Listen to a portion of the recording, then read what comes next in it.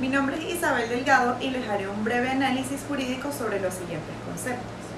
La acción penal no es más que aquella que sirve como instrumento que debe ejercitarse para iniciar un proceso judicial en la jurisdicción penal. Cuando una persona física o jurídica es víctima de un delito, mediante la acción penal llevará ante el juez la situación para que juzgue los hechos. Esta se origina luego de que se comete un hecho o un delito con el fin de investigar dicha acción para saber quién es o quién es el responsable. La antijuricidad es un concepto que sirve de referencia para los comportamientos típicos contrarios al contenido de una norma inmersa en una ley penal. En tanto el injusto, el que contiene de la acción típica y antijurídica. La tipicidad no es más que aquello que es lo que está escrito o tipificado en dicha norma, en una ley. La culpa en el derecho penal se refiere a la acción delictiva que se comete sin el debido cuidado para evitar el daño, pero sin intencionalidad por parte del sujeto activo. Este acto será sancionado por la ley penal. La imputabilidad es la capacidad del ser humano para entender que su conducta lesiona los intereses de sus semejantes y adecuar su actuación a esa comprensión. Es atribuir a alguien las consecuencias de su obra, para lo cual el acto debe ser realizado con un discernimiento, intención y libertad. Es un concepto jurídico de base psicológica que depende de los conceptos de responsabilidad y culpabilidad. La penalidad como elemento del delito se traduce en la imposición de una pena ante la presencia de los demás elementos, tipicidad, antijuricidad, culpabilidad.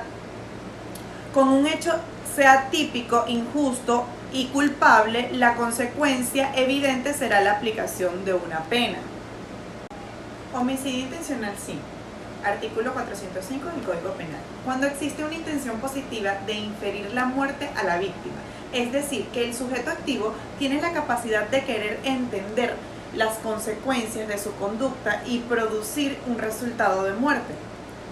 Cuando se tiene toda la intención de dar muerte a alguien, es la muerte de un hombre, de un individuo de la especie humana dolosamente causada por otra persona física e imputable, siempre que la muerte del sujeto pasivo sea exclusivamente el resultado de la acción por acción o omisión realizada por el agente.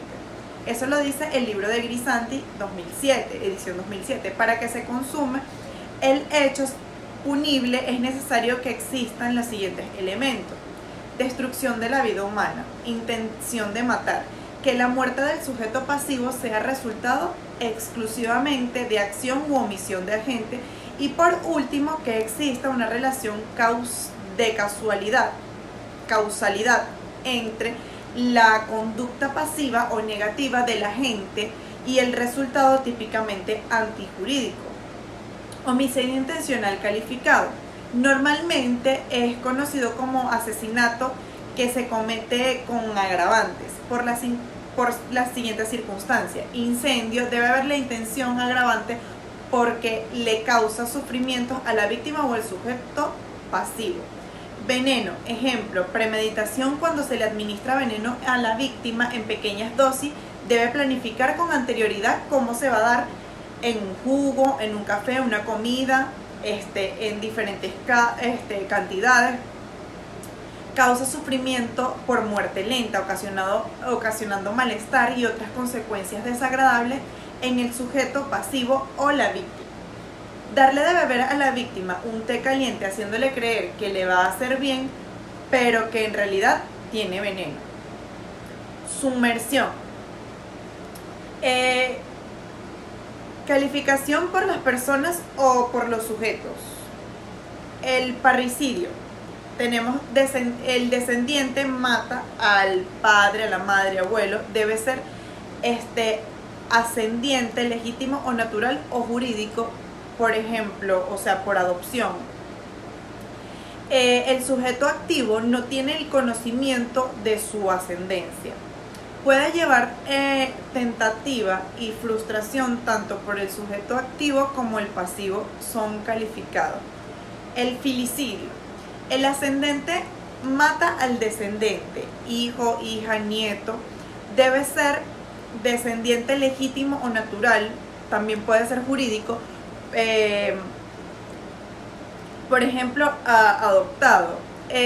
No se le puede causar filicidio si el sujeto activo no tiene el conocimiento de su descendencia.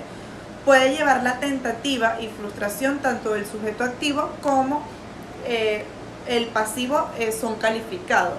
El conyugicidio tiene dos calificaciones. Uxoricidio es el asesinato de la esposa por parte del marido. En la mayoría de los casos tiene como determinante los celos.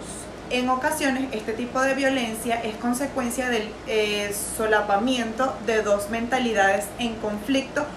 Para muchos sociólogos, el aumento del uxoricidio en los últimos tiempos achacaría que los hombres con una mentalidad machista no aceptarían las emancipaciones de la mujer o el aumento de su libertad. En muchas sociedades particulares, el uxoricidio se ve como un hecho de homicidio menor calado, sobre todo en el caso del adulterio. Incluso se llega a considerar que tiene que hacer el esposo en estos casos. El virilicidio. Mujer mata al hombre. Puede llevar tentativa y frustración. No solo existe el conyugicidio en los divorcios, concubinatos o en los actos nulos. Tanto el sujeto activo como el pasivo son calificados.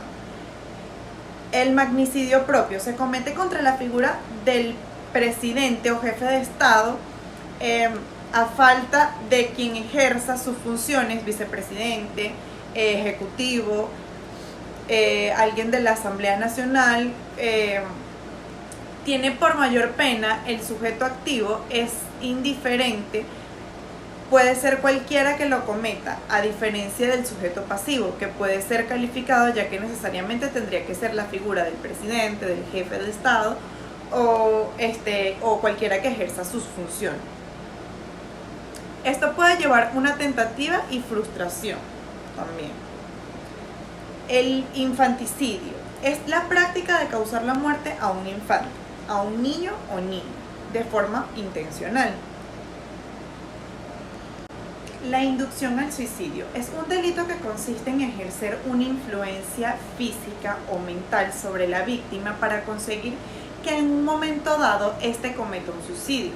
Es una conducta penada por tratarse de una figura muy similar al homicidio o asesinato que atenta contra el derecho a la vida. No debe confundirse con el auxilio al suicidio, en el cual se da en apoyo a una persona que tiene voluntad propia para suicidarse, pero necesita ayuda. El que incita de una forma directa a una persona para que se suicide incurre en un delito de inducción a suicidio y se comete independientemente que se produzca efectivamente o no la muerte del suicida. Homicidio culposo, también llamado homicidio involuntario o negligente, aquel causado por una imprudencia o impericia, negligencia, que no tiene intención de lesionar una conducta. Por ejemplo, alguien que está limpiando un arma y se le escapa un tiro y mata a otra persona que estaba junto a él. Un automovilista circula rápido y no puede frenar cuando se cruza a un peatón y le causa la muerte. El anestesista causa la muerte de un paciente al administrar mal anestesia por descuido. Culpa inagendo, aquella cometida por exceso de velocidad, conducta descuidada o no cumple los reglamentos. Negligencia, por no hacer, por omisión, no bajar la cuchilla cuando se trabaja en electricidad y se electrocuta. Imperencia, mala actuación de un profesional por no tener buena preparación. No tiene calificante ni agravante, no hay intención ni de lesionar ni de matar, no tiene tentativa ni frustración. Vamos con el homicidio preterintencional. Es aquel término medio entre el homicidio doloso o intencional y el homicidio culposo, ya que la intención es de lesionar pero no de matar. El resultado excede la intención. Se subdivide en dos tipos: preterintencional propiamente dicho y concausal. El preterintencional propiamente dicho, el que con actos dirigidos a ocasionar o lesionar personalmente, causar la muerte de alguno, será castigado con presidio de 6 a 8 años en el caso del artículo 405, lo establece así, y en el 406 de 7 a 10 años en dicho artículo así lo establece. En este caso tiene la intención de lesionar al sujeto pasivo. El resultado de la muerte excede la intención puramente lesiva del sujeto activo. El homicidio concausal es un homicidio donde existe una circunstancia preexistente desconocida por el sujeto activo. El artículo 8 establece que tiene una norma de remisión, puesto a que remite al delito del homicidio simple, homicidio calificado u homicidio agravado. En el caso del homicidio concausal, el artículo 8, tenemos que un sujeto activo que ejecuta una acción para obtener un resultado, la muerte, por lo cual la ejecuta una acción, pero esta acción por sí sola no es suficiente para obtener el resultado deseado, la muerte del sujeto contra quien se dirige la acción. Por ejemplo, una persona quiere matar a otra con la navaja que traen consigo en los corta uñas. Ojo, el sujeto tiene la intención de matar, tiene el dolo, pero a diferencia de los resultados anteriores de los artículos 405, 406, 407 del Código Penal, el 408, el homicidio concausal, la acción no es suficiente para ocasionar el resultado buscado, que es la muerte, y existe una circunstancia que se llama concausa, que es la que ocasiona la muerte al sujeto. ¿Qué es la concausa? Es una circunstancia que puede estar presente en el sujeto que dice el artículo, o puede ser sobrevenida, es decir, que aparece después. De acuerdo con el ejemplo, la persona rasguñó a otra con un corta uña, con intención de matarlo, pero el medio no era suficiente para lograr el resultado que se pretendía. Pero la persona a quien se hiere con la navaja era hemofílica, y a pesar de lo pequeña que era la herida, muere desangrada, y por ser cardíaca le da un infarto y le impresiona, su impresión causa la muerte. Las circunstancias o las causas preexistentes de parte del sujeto pasivo, enfermedades como diabetes, hemofilia o que sufre del corazón o cualquier otra enfermedad, las circunstancias sobrevenidas son aquellas causadas por casos fortuitos de fuerza mayor. Hay una condición para este delito, y es que las circunstancias preexistentes tienen que ser desconocidas por el sujeto activo. Por eso dicha circunstancia del delito del homicidio ya no es concausal. El homicidio concausal es un homicidio donde existe una circunstancia preexistente desconocida por el sujeto activo. El artículo 8 establece que tiene una norma de remisión, puesto a que remite al delito del homicidio simple, homicidio calificado u homicidio agravado. En el caso del homicidio concausal, el artículo 8, tenemos que un sujeto activo que ejecuta una acción para obtener un resultado, la muerte, por lo cual la ejecuta una acción, pero esta acción por sí sola no es suficiente para obtener el resultado deseado, la muerte del sujeto contra quien se dirige la acción. Por ejemplo, una persona quiere matar a otra con la navaja que traen consigo en los corta uñas. Ojo, el sujeto tiene la intención de matar, tiene el dolo, pero a diferencia de los resultados anteriores de los artículos 405, 406, 407 del Código Penal, el 408, el homicidio concausal, la acción no es suficiente para ocasionar el resultado buscado, que es la muerte, y existe una circunstancia que se llama concausa, que es la que ocasiona la muerte del sujeto.